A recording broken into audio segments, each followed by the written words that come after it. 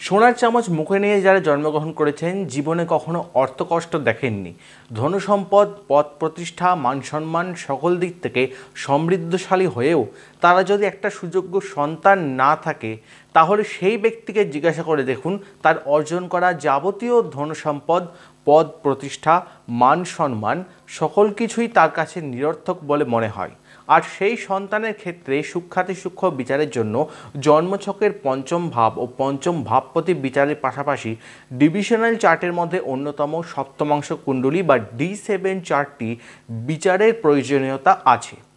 নমস্কার, আজকের ভিডিওটিতে ডিভিশনাল চার্টের মধ্যে অন্যতম একটি চার্ট সপ্তমাংশ কুণ্ডলী বা D7 চার্টটি নিয়ে আলোচনা করব এবং এই D7 চার্টটি আপনি কিভাবে তৈরি করবেন সেই সম্পর্কেও জানাবো।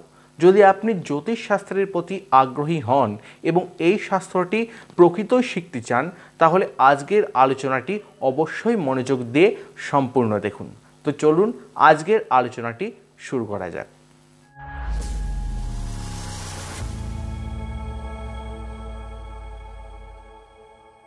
দেখুন, সপ্তমাংশ কথাটির শাব্দিক অর্থ হলো সপ্তম অংশ, অর্থাৎ একটি রাশির পূর্ণ ডিগ্রির মান 30 ডিগ্রিকে সমান 7টি অংশে ভাগ করে একটা নতুন কুণ্ডলী প্রস্তুত করা। আর এই নতুন কুণ্ডলীটিকেই সপ্তমাংশ কুণ্ডলী বা D7 চার্ট বলা হয়। 30 ডিগ্রিকে সমান 7টি ভাগে ভাগ করা যায় না, তবুও মোটামুটি একটা ভাগ করলে প্রত্যেকটি ভাগে 4 ডিগ্রি 17 মিনিট 8 সেকেন্ড করে অংশ পাওয়া যাবে। অর্থাৎ সপ্তমাংশের প্রথম অংশটি হবে 0 ডিগ্রি থেকে 4 ডিগ্রি 17 মিনিট 8 সেকেন্ড। দ্বিতীয় অংশটি হবে 4 ডিগ্রি 17 মিনিট 9 সেকেন্ড থেকে 8 ডিগ্রি 34 মিনিট 17 সেকেন্ড পর্যন্ত। এইভাবে প্রতিটি অংশের সঙ্গে 4 ডিগ্রি 17 মিনিট 8 সেকেন্ড করে মোট 7 বার যোগ করলে সপ্তমাংশের ডিগ্রি চার্টটি তৈরি হয়ে যাবে। স্ক্রিনে সপ্তমাংশের ডিগ্রি চার্টটি দেওয়া হলো, এই চার্টটি নোট করে রাখুন, কারণ D7 চার্টটি তৈরি করতে এই চার্টটি আমাদের প্রয়োজন পড়বে। এছাড়া আমাদের আরেকটি জিনিসের প্রয়োজন পড়বে এই ডি চার্টটি তৈরি করতে, যেটি হলো সমরাশি অথবা বিষম রাশি অথবা স্ত্রী রাশি বা পুরুষ রাশি। অর্থাৎ আপনাকে প্রথমেই জানতে হবে কোন রাশিটি সমরাশি এবং কোন রাশিটি বিষম রাশি, অথবা কোন রাশিটি পুরুষ এবং কোন রাশিটি স্ত্রী। স্ক্রিনে দেখুন যে রাশিগুলো 2 দ্বারা বিভাজ্য, যেমন 2 নম্বর রাশি বৃষ রাশি, 4 নম্বর রাশি অর্থাৎ কর্কট, 6 নম্বর রাশি অর্থাৎ কন্যা, 8 নম্বর রাশি অর্থাৎ বৃশ্চিক, 10 নম্বর অর্থাৎ মকর এবং 12 নম্বর রাশি অর্থাৎ মীন রাশি। এই সব রাশিগুলো হলো সমরাশি। আবার এই সবকটি সমরাশিগুলোকেই জ্যোতিষশাস্ত্রে স্ত্রী রাশি বা ফিমেল সাইন বলা হয়েছে। অর্থাৎ এক কথায় বলতে গেলে সমরাশিগুলো ফিমেল সাইন এবং সবকটা ফিমেল সাইনই হলো সমরাশি। আবার ঠিক তার বিপরীত যে রাশিগুলো 2 দ্বারা বিভাজ্য নয়, যেমন 1 নম্বর রাশি মেষ, 3 নম্বর রাশি মিথুন, 5 নম্বর রাশি সিংহ, 7 নম্বর রাশি তুলা, 9 নম্বর রাশি ধনু এবং 11 নম্বর রাশি কুম্ভ রাশি হলো বিষম রাশি। আবার এই সবকটি বিষম রাশিগুলোকে এই জ্যোতিষশাস্ত্রে পুরুষ রাশি বা মেল সাইন হিসেবে ধরা হয়েছে। অর্থাৎ বিষম রাশিগুলোই মেল সাইন এবং মেল সাইনগুলোই হলো বিষম রাশি। আসুন এবার একটা জন্মছক বা D1 চার্ট থেকে এক সপ্তমাংশ কুণ্ডলী বা D7 চার্ট তৈরি করা যাক। যত করে জন্ম ডিটেলস দিয়ে দিলাম সুবিধার জন্য, যাতে আমার সঙ্গে সঙ্গে আপনিও পদ্ধতিটি প্র্যাকটিস করতে পারেন। এটা একটা মিথুন রাশি এবং কর্কট লগ্নের চার্ট। আসুন প্রথমেই সপ্তমাংশ কুণ্ডলীর রাশিটি কোন রাশি হবে সেটা নির্ণয় করি। প্রথমে দেখুন D1 চার্টের রাশি অর্থাৎ চন্দ্র কত ডিগ্রি কত মিনিট কত সেকেন্ডে অবস্থান করছে এবং সেই অনুসারে কততম সপ্তমাংশের মধ্যে পড়ছে।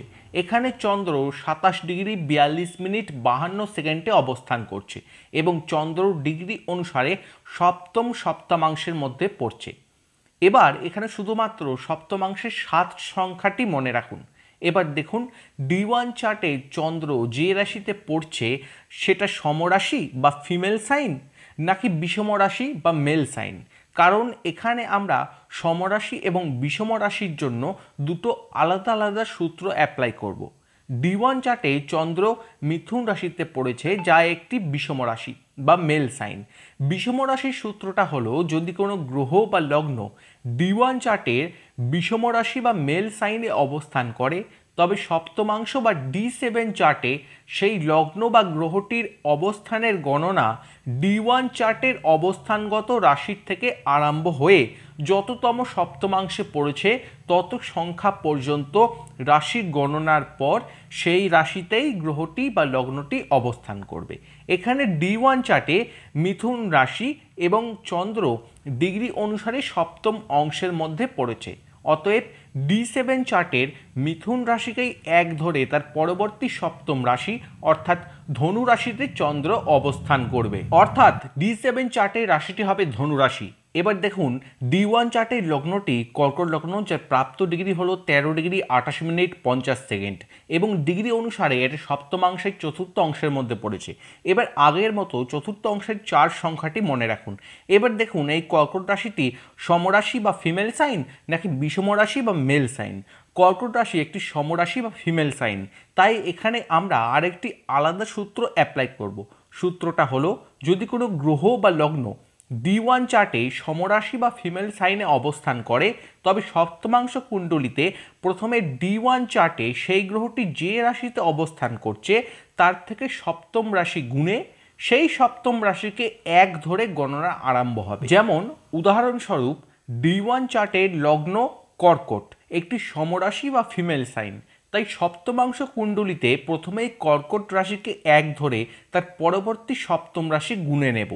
পরবর্তী সপ্তম রাশিটি দাঁড়াবে মকর। এবার এই মকর রাশিকে এক ধরে লগ্নটা যে সপ্তমাংশের মধ্যে পড়েছে সেই সংখ্যক রাশি এগিয়ে যাব।